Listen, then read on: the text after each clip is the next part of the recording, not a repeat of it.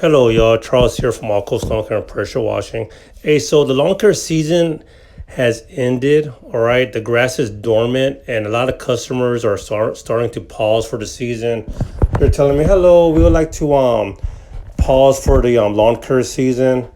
And so what I'm doing, y'all, to continue the income, all right, for our small lawn care business is I'm transitioning to mulching leaves. I'm calling it fall maintenance. All right. And so I told the customer, oh, I totally understand, but right now we're doing fall maintenance. And they asked me, what's that? Well, we're actually preventing the leaves from piling up, and also pine needles. We're mulching them back to the ground. Mulching, what's mulching? Well, we have mulching blades underneath our mower, and we're running over the leaves and pine needles and breaking them down into small bits and everything. It's good for the soil. It's food back for the soil. It's real healthy for your lawn. And we just need to continue to do this every 2 weeks. And then pretty much in December, we should be done for the last service in mid-December. They're like, oh, okay, well, that sounds good. So if we're wondering like what to do when the grass becomes dormant in fall, hey, y'all, I encourage you to tell the customer that you're doing fall maintenance. And when it's winter, you're doing winter maintenance.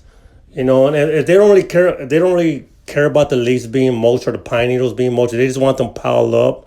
Well, just send them a thank you text telling them, hey, thank you for using our business for the lawn care season, and please reach back out to us for a leaf cleanup or pine needle cleanup or any winter maintenance. And we're looking forward to servicing our lawn next year.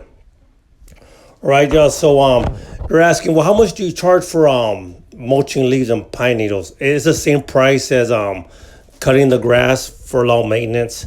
All right, I do have to make extra passes with the mower, but you know what, y'all? It's just it's not really, it doesn't really take that long to make a couple more passes. Instead of going up and down and doing stripes, I go in circles. All right, I bring all the leaves and the pine needles in the middle, so I could continue to break them up. You know, while I'm doing the passes, going in circles or in squares. All right, and when I'm in the middle, I just do a couple more passes and just break it up more.